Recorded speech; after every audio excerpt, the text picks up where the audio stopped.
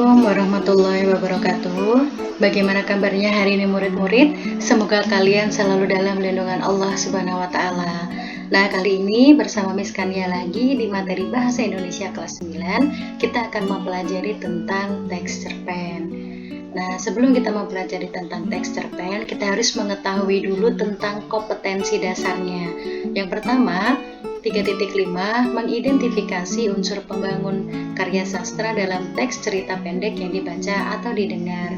Kemudian 4.5 menyimpulkan unsur-unsur pembangun karya sastra dengan bukti yang mendukung dari cerita pendek yang dibaca atau didengar.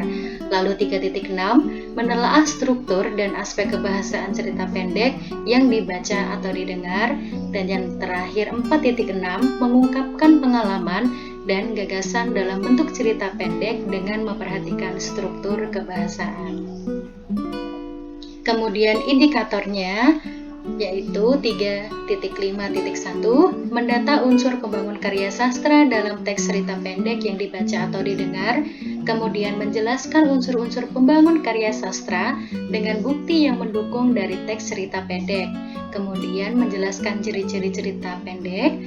Lalu 4.5.2 menyimpulkan unsur-unsur pembangun karya sastra dengan bukti yang mendukung dari teks cerita pendek yang dibaca atau didengar.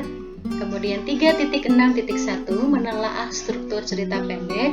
Kemudian 3.6.1 juga menelaah ciri-ciri kebahasaan teks narasi dalam bentuk kata atau kalimat deskriptif, kata ekspresif, dan majas. Kemudian menyusun kerangka cerita pendek berdasarkan pengalaman atau gagasan karya sastra atau cerpen.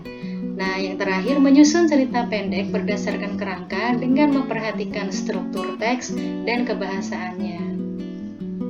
Nah, imtak yang akan kita pelajari dalam teks cerpen ini terdapat di Quran Surat Al-A'raf ayat 35 yang artinya, "Hai anak-anak Adam, jika datang kepadamu rasul-rasul daripada kamu yang menceritakan kepadamu ayat-ayatku, maka barang siapa yang bertakwa dan mengadakan perbaikan, tidaklah ada kekhawatiran terhadap mereka dan tidak pula mereka bersedih hati."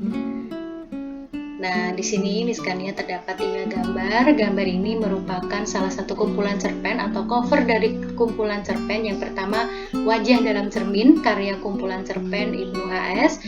Kemudian Kesetiaan Itu dari Hamzat Rangkuti. Dan yang terakhir, Rindu Firdaus, karya Anna Balkis. Mungkin dari kalian belum pernah membaca kumpulan cerpen ini ya, karena ini terbitnya sekitar 1980-an. Nah, untuk cerpen yang sekarang, cerpen yang modern itu lebih sifatnya di beberapa majalah atau beberapa di web atau beberapa di blog. Nah, itu kalian bisa baca mengenai cerita pendek yang ada di situ. Definisi cerita pendek. Cerita pendek merupakan karya sastra yang berbentuk fiksi atau tidak nyata atau rekaan atau karangan. Nah, cerpen adalah singkatan dari cerita pendek. Cerpen sesuai dengan namanya, cerpen ini bukan berarti tidak hanya cerita yang pendek ya, tetapi tidak ada satu kesepakatan di antara pengarang dan para ahli tentang ukuran panjang pendek ceritanya. Nah, sedangkan ini ada beberapa teori dari beberapa ahli yang menjelaskan tentang cerpen dari Burhan Nurgiantoro dalam bukunya Teori Pengkajian Fiksi. Cerpen adalah sebuah cerita yang selesai dibaca sekali duduk, kira-kira berkisar antara setengah sampai 2 jam. Di sini yang dimaksud dengan dibaca sekali duduk dalam artian cerita yang kita baca ketika kita membacanya itu langsung selesai, tidak kita tunggu beberapa waktu untuk menyelesaikan sebuah cerita tersebut. Kita baca dengan teliti dan kita sesama, tidak, karena cerpen ini bisa dibaca sekali duduk begitu. Kemudian dari H.B. Jasin, cerpen adalah sebuah cerita singkat yang harus memiliki bagian terpenting, yaitu pengenalan, pertikaian, dan penyelesaian. Dan yang terakhir dari J.S. Badudu, cerpen adalah cerita yang hanya menjurus serta terfokus pada suatu peristiwa saja. Nah, untuk cerpen itu sendiri yang artinya cerita karangan secara singkat mengenai kehidupan yang di dalamnya terdapat peristiwa, ada alur, ada konflik, ada tema, dan lain-lain unsur pembangun sebuah cerpen. Nah, cerpen yang akan kita pelajari adalah cerpen yang bertemakan tentang kisah remaja yang sesuai dengan usia kalian. Gitu. Kemudian pembedaan cerita pendek. Berdasarkan panjang pendeknya, yang pertama cerita itu sangat pendek dinamakan short story. Kemudian ada cerita yang sedang itu middle short story, dan yang terakhir cerita panjang tetapi masih dalam kaitannya dengan cerita pendek itu long short story. Panjang pendek sebuah cerpen itu bervariasi. Ada cerpen yang sangat pendek, itu namanya short story, bahkan mungkin pendek sekali. Ada istilah yang menyebutkan pentigraf atau cerpen 3 paragraf. Ada juga yang mengukur bahwa panjang cerpen berkisar 500-an kata. Cerpen sangat pendek itu juga disebut dengan prosa mini. Misalnya dalam buku antologi cerpen Nama Yang Mendera karya Ibnu Wahyudi, ada pula cerpen yang panjangnya sedang atau middle short story. Cerpen ini memiliki panjang hingga ribuan kata. Cerpen yang memiliki ukuran cerita sedang sering dijumpai pada majalah, surat kabar, dan tabloid. Selain dua jenis tersebut, ada juga cerpen panjang namanya long short story yang terdiri dari puluhan ribuan kata. Nah, karya sastra ini sering disebut dengan novelet, tapi bukan novel ya, tapi novelet.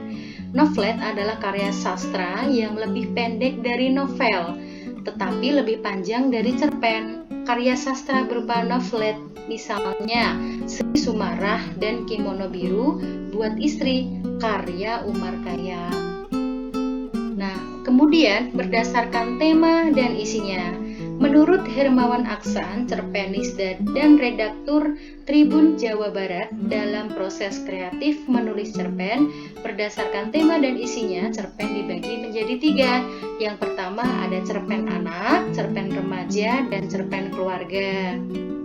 Nah, cerpen anak ini merupakan cerita pendek yang dibuat untuk menjadi bacaan anak, terutama anak usia sekolah dasar. Cerpen anak muncul pada majalah dan tabloid anak. Cerpen anak juga terdapat pada halaman khusus anak, sejumlah surat kabar, dan majalah umum. Kalimat yang digunakan dalam cerpen anak sangat sederhana.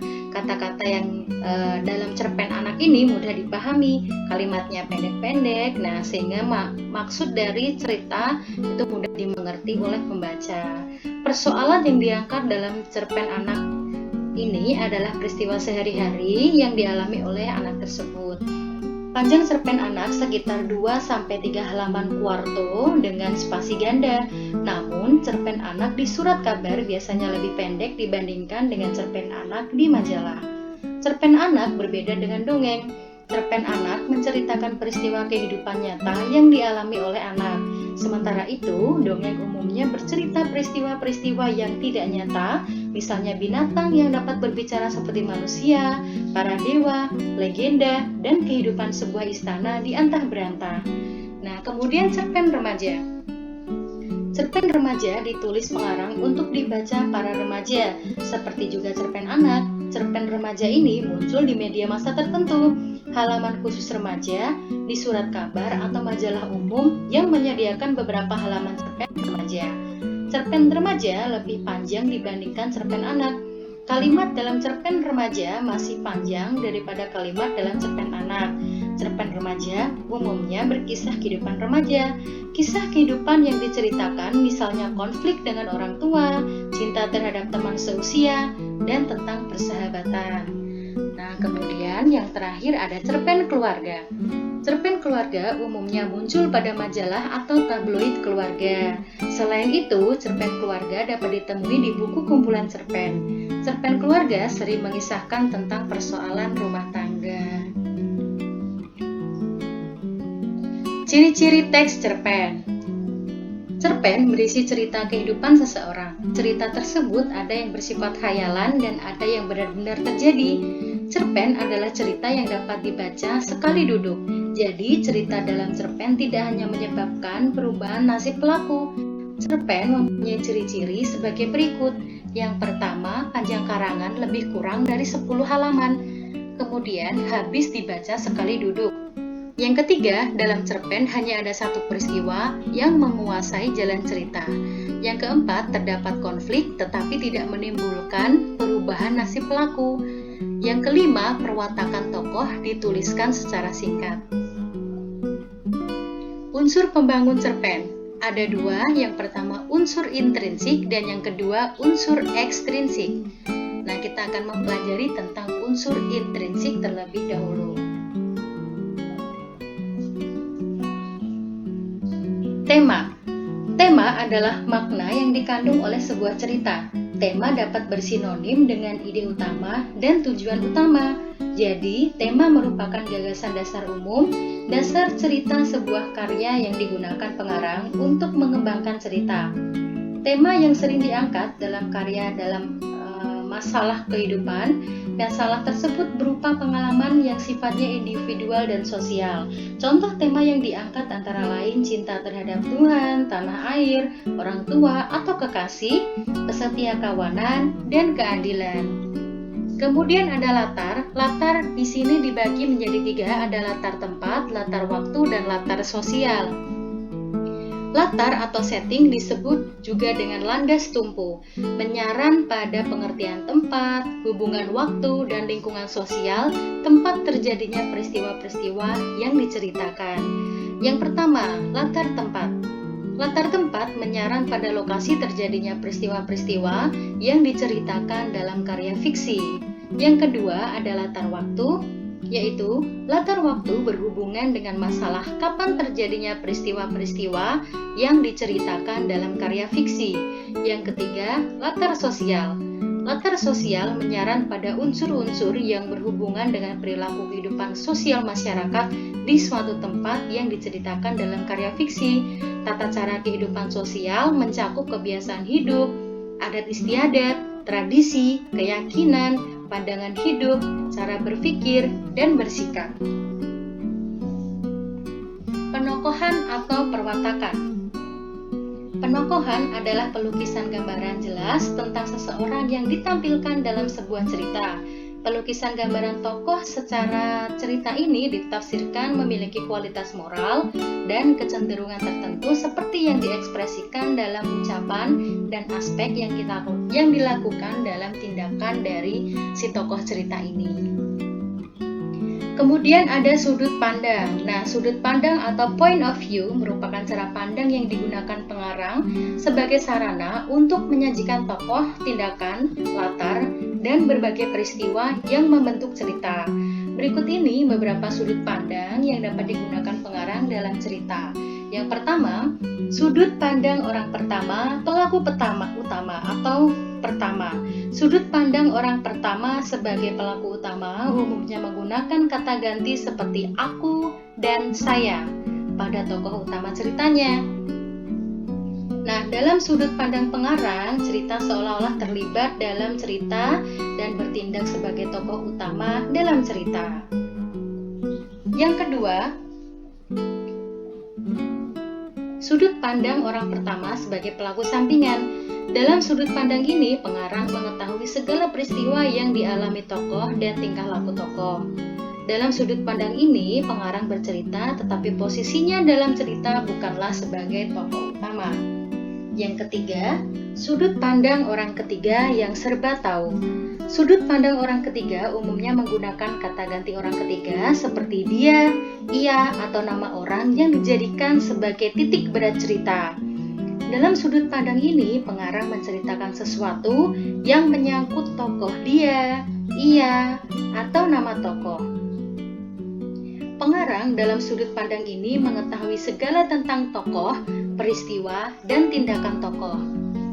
Yang keempat, ada sudut pandang orang ketiga sebagai pengamat. Dalam sudut pandang ini, pengarang menggambarkan sesuatu yang dilihat, didengar, dialami, dan dirasakan oleh tokoh utama dalam cerita. Dalam sudut pandang ini, pengarang menggunakan kata dia sangat terbatas. Tokoh dalam cerita mungkin cukup banyak, tetapi mereka tidak diberikan kesempatan yang lebih untuk menunjukkan sosok yang sebenarnya. Jadi, hanya tokoh utama saja yang menunjukkan sosok yang sebenarnya. Kemudian ada alur. Alur adalah rangkaian peristiwa yang direka dan dijalin dengan seksama dan menggerakkan jalan cerita melalui kerumitan ke arah klimaks dan penyelesaian. Alur dalam cerpen dibagi menjadi 3 jenis. Yang pertama maju, yang kedua mundur, dan yang ketiga adalah campuran.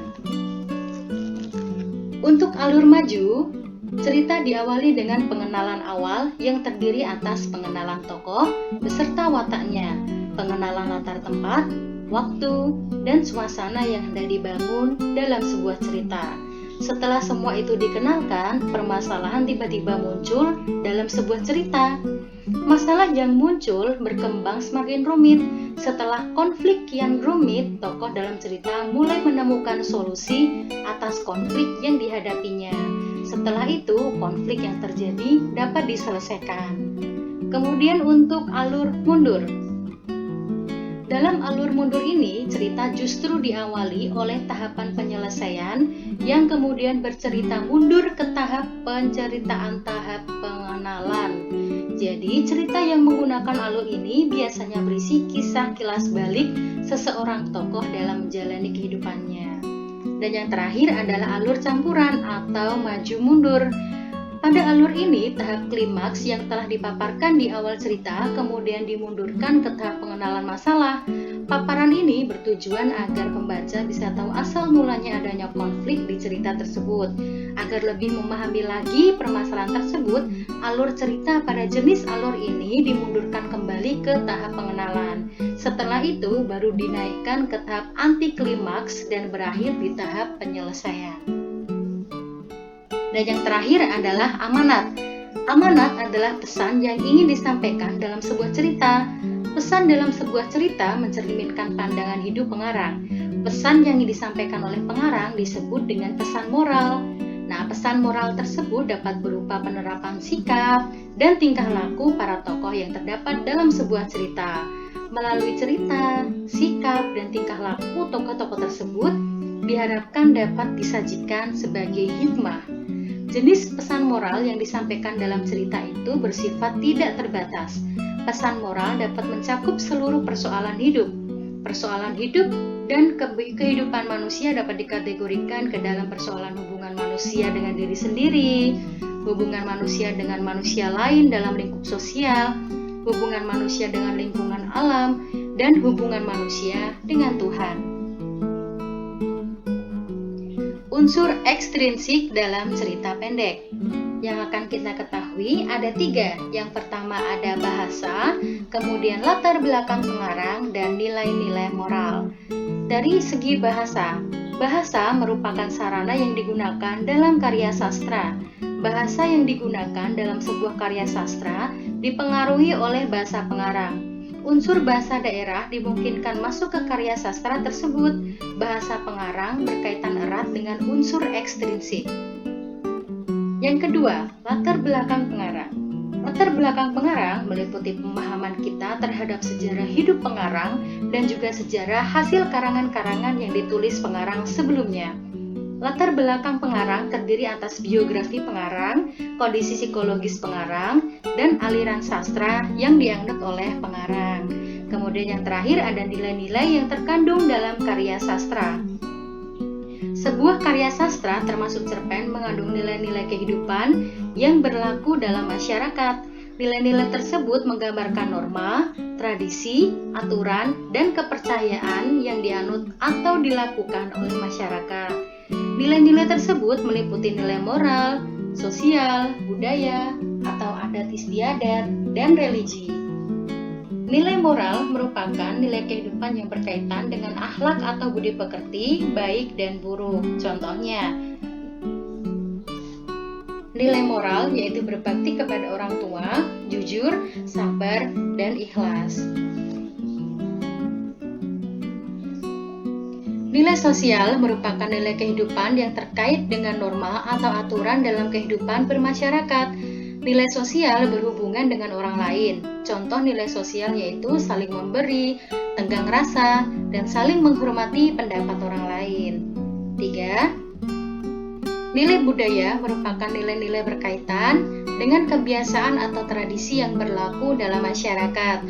Contoh nilai budaya yaitu adat istiadat perkawinan atau kematian, ada cara berpakaian, budaya kesenian, dan upacara adat. Kemudian ada nilai religi. Nilai religi itu merupakan nilai yang berkaitan dengan kehidupan beragama. Contoh nilai religi yaitu cara beribadah kepada Tuhan dengan sistem kepercayaan. Dan yang terakhir ada nilai politik. Nilai politik merupakan nilai-nilai yang berkaitan dengan gejolak tata pemerintah di suatu daerah. Gejolak tersebut terjadi atau menjadi latar cerita, menjadi background cerita. Nah, latar peristiwa politik dijadikan salah satu dokumen dari sejarah bangsa. Struktur teks cerita pendek. Nah, kita sudah masuk ke materi struktur teks cerita pendek. Jadi, struktur teks cerita pendek yang akan kita pelajari itu ada 3. Yang pertama, orientasi, komplikasi, dan resolusi. Struktur orientasi merupakan bagian pendahuluan dalam sebuah cerita, baik pengenalan sifat tokoh, tempat peristiwa dalam cerita, maupun pengenalan suasana dan alur cerita. Yang kedua, struktur komplikasi. Struktur komplikasi memuat masalah konflik yang terdapat dalam cerita. Kemudian konflik dapat berkaitan langsung dengan tokoh atau konflik yang terjadi di lingkungan sekitar tokoh atau tidak berkaitan langsung dengan tokoh. Sementara itu, struktur resolusi merupakan bagian pemecahan masalah atas konflik yang ada dalam sebuah cerita. Kebahasaan teks cerita pendek. Teks cerita pendek memiliki kaidah kebahasaan yang membedakannya dengan teks lainnya. Aspek kebahasaan teks cerpen antara lain, penggunaan kata ganti orang dapat dilihat dari sudut pandang yang digunakan. Kata ganti orang disebut juga dengan pronomina atau persona. Pronomina persona merupakan jenis kata ganti yang digunakan untuk menggantikan kata benda orang atau persona dengan kata benda lain. Nah, jenis dari pronomina persona yang pertama ada persona pertama atau kata ganti orang pertama. Contohnya adalah dalam persona pertama itu dibagi menjadi 2 lagi. Ada tunggal dan ada persona pertama jamak. Untuk persona pertama tunggal itu menggunakan kata saya, aku, daku, dan ku. Kemudian untuk persona pertama jamak itu menggunakan kata kami dan kita. Yang kedua ada persona kedua atau kata ganti orang kedua. Ada 2 jenisnya juga, persona kedua tunggal dan jamak. Untuk persona kedua tunggal menggunakan kata engkau, kamu, anda, dikau, kau, dan mu. Kemudian persona kedua jamak atau lebih dari 1 orang, contohnya kalian, kamu, anda, dan sekalian. Kemudian yang ketiga ada persona ketiga atau kata ganti orang ketiga. Contohnya ada persona ketiga tunggal yaitu ia, dia, beliau, dan nya. Persona ketiga jamak atau lebih dari 1 contohnya adalah mereka. Kebahasaan teks cerita pendek yang berikutnya, yang kedua adalah penggunaan penanda yang menunjukkan keterangan waktu. Kalimat keterangan waktu adalah kalimat yang di dalamnya terdapat kata keterangan waktu sebagai penunjuk waktu terjadinya sebuah peristiwa tertentu. Nah, contoh penggunaannya, kata keterangan waktu antara lain ada besok, pagi, siang, sore, malam, esok, lusa, kemari, dan penunjuk hari. Kemudian yang ketiga, pemilihan kosakata atau penggunaan kata benda secara khusus. Kosakata mempunyai hubungan erat dalam menciptakan alur cerita. Ketepatan dalam pemilihan dan penggunaan kosakata akan memberikan gambaran kualitas cerpen yang akan dibuat. Selain itu, pemilihan kosakata yang tepat akan menambah keindahan dan keserasian makna yang tercipta oleh si pengarang. Oleh karena itu, pembaca hendaknya memahami kosakata yang mencoba mencari tahu tentang kosakata baru yang terdapat pada teks cerpen. Nah, pemilihan kosakata dalam cerpen dapat berupa pemilihan untuk menggunakan kata khusus daripada kata umum. Maksud dari penggunaan kata khusus daripada kata umum, contohnya pada teks cerpen langsung merujuk pada kata mangga daripada menggunakan kata buah.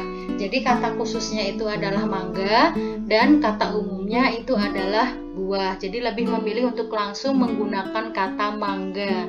Contoh lain, dalam teks cerpen itu langsung merujuk pada kata merah. Nah, daripada menggunakan kata warna, karena merah itu adalah bagian dari warna. Begitu, lebih merujuk ke kata khususnya. Kemudian yang keempat, penggunaan uraian deskriptif yang terperinci. Penggunaan kalimat deskriptif berfungsi melukiskan atau menggambarkan keadaan yang terdapat peristiwanya dalam cerpen. Penggunaan kalimat deskriptif ini membuat pembaca lebih memahami alur cerita. Selain itu, kalimat deskriptif bertujuan membuat pembaca memahami peristiwa yang terjadi dalam sebuah cerpen. Nah, yang terakhir, penggunaan majas atau gaya bahasa. Gaya bahasa sering disebut juga dengan istilah majas. Gaya bahasa pada cerpen berperan dalam memperindah dan meningkatkan efek makna dalam bacaan. Gaya bahasa biasanya memperkenalkan atau membandingkan suatu benda dengan benda lainnya. Penggunaan gaya bahasa akan menimbulkan makna konotasi. Gaya bahasa banyak jenisnya, diantara lain sebagai berikut. Yang pertama, ada gaya bahasa perbandingan.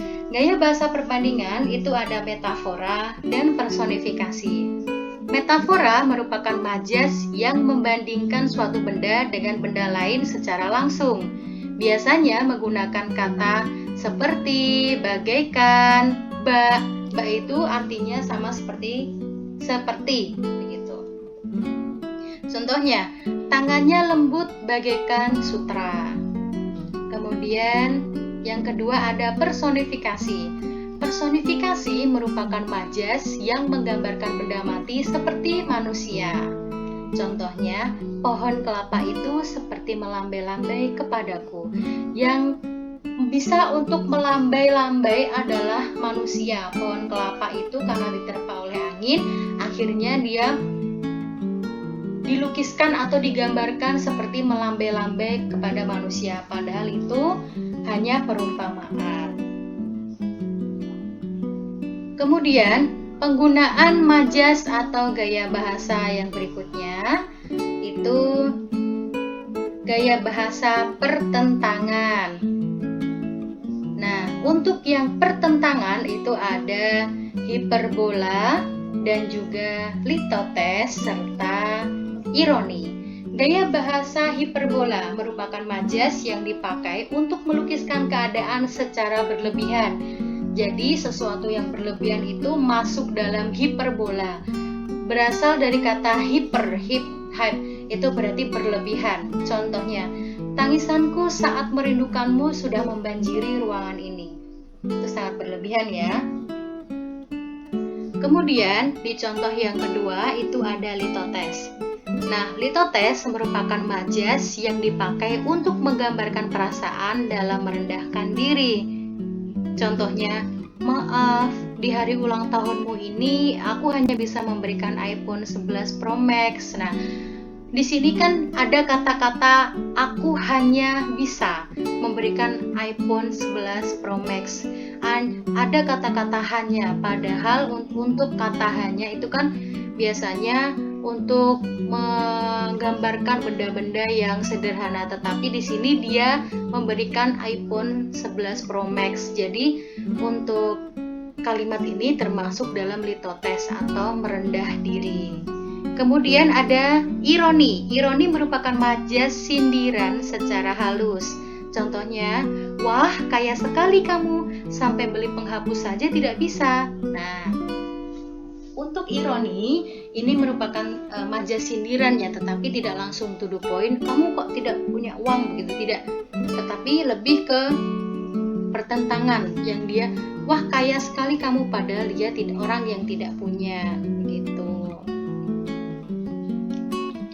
Kemudian kebahasaan untuk yang gaya bahasa, ada gaya bahasa pertautan. Pertautan yang pertama ada metonimia. Metonimia merupakan majas yang fungsinya menyebutkan merek dagang untuk menyebutkan sesuatu. Contohnya, tolong belikan aqua. Nah, kan di sini bisa diganti dengan tolong belikan air mineral. Nah, untuk yang metonimia, ketika kamu menyebutkan sesuatu dengan merek dagang, berarti kamu sedang mempraktekkan gaya bahasa metonimia. Contoh lain, aku sedang mengendarai Scoopy, padahal kan itu sebuah merek. Nah, kita bisa mengucapkan aku sedang mengendarai sebuah motor, itu kan bisa. Tapi kalau metonimia, aku mengendarai Scoopy, aku mengendarai Honda, begitu. Kemudian ada eufemisme, merupakan majas yang fungsinya memperhalus kata-kata yang tidak sopan. Contohnya, sepertinya Bapak itu tunawisma atau gelandangan. Nah, kan tidak mungkin dalam sebuah perkataan sepertinya Bapak itu gelandangan, itu berarti tidak sopan. Nah, untuk kata-kata yang tidak sopan itu diganti dengan pengucapan eufemisme. Jadi fungsinya untuk memperhalus kata-kata yang tidak sopan tersebut. Contoh lain ada tunanetra untuk yang tidak bisa melihat, kemudian ada tunarungu untuk yang tidak bisa mendengar, begitu.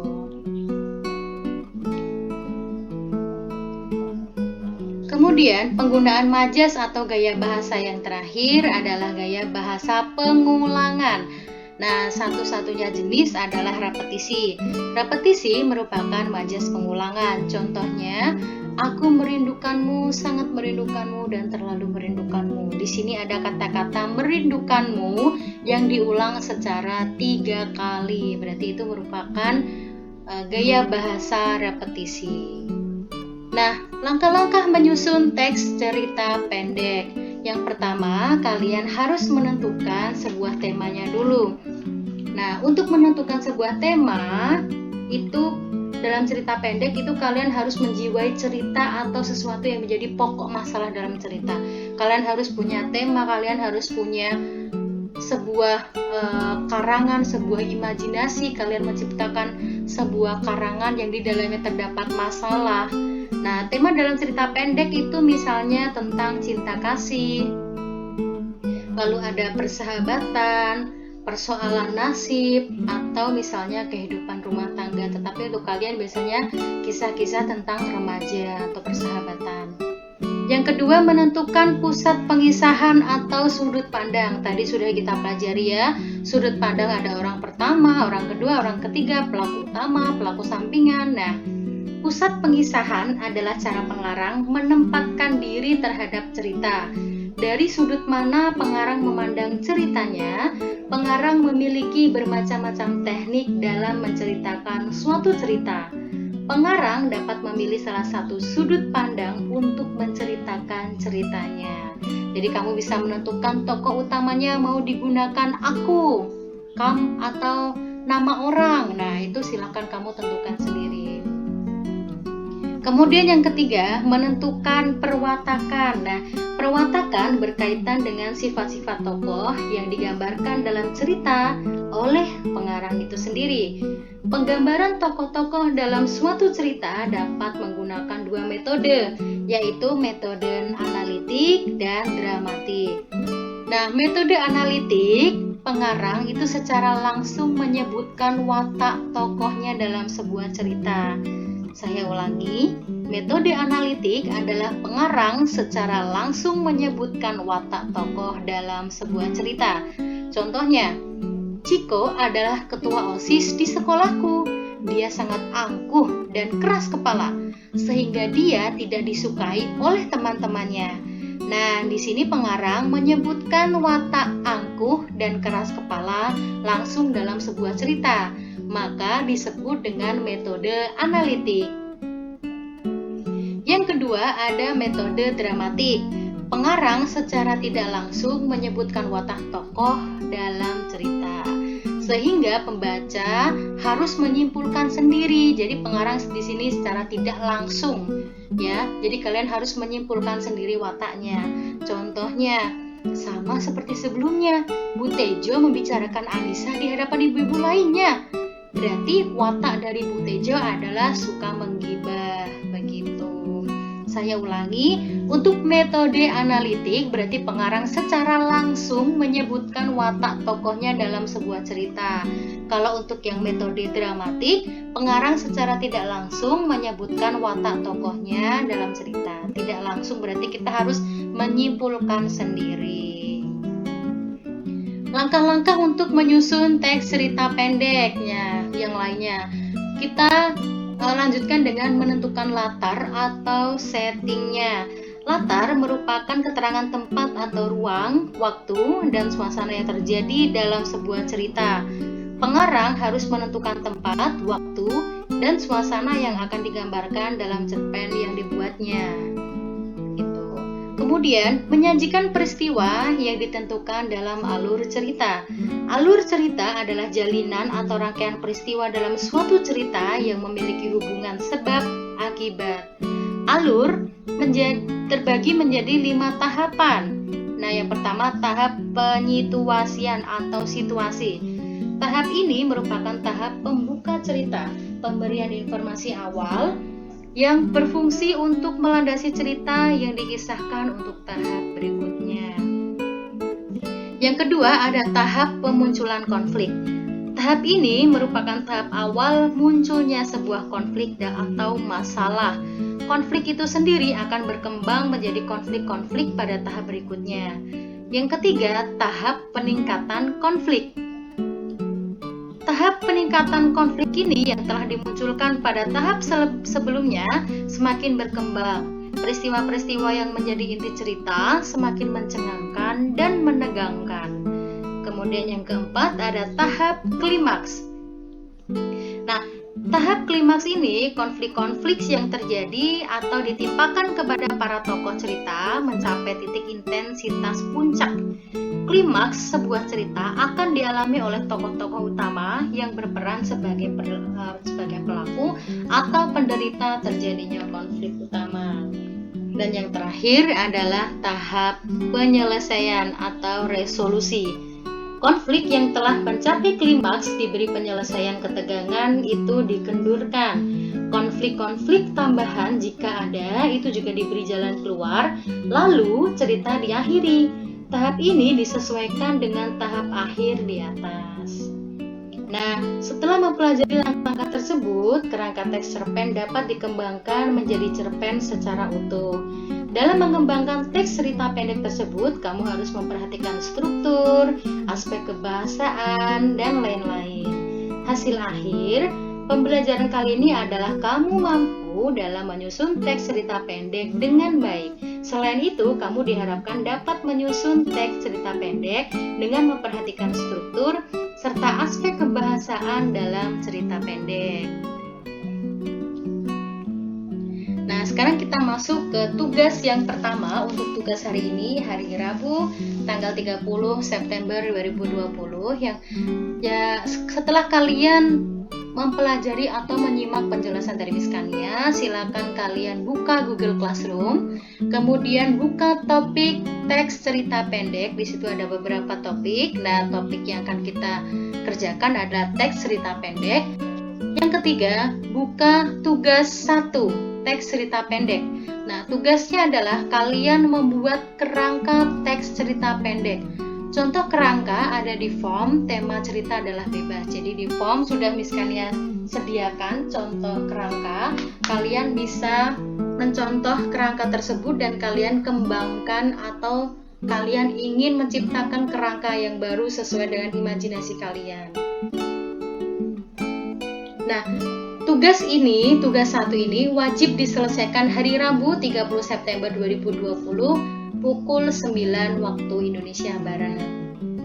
Presensi akan direkam bersama dengan form tugas 1. Jika kalian selesai mengerjakan tugas 1 secara tepat waktu, maka dihitung hadir atau tertulis hadir. Jika kalian belum selesai setelah pukul 9, maka dihitung tidak hadir atau tidak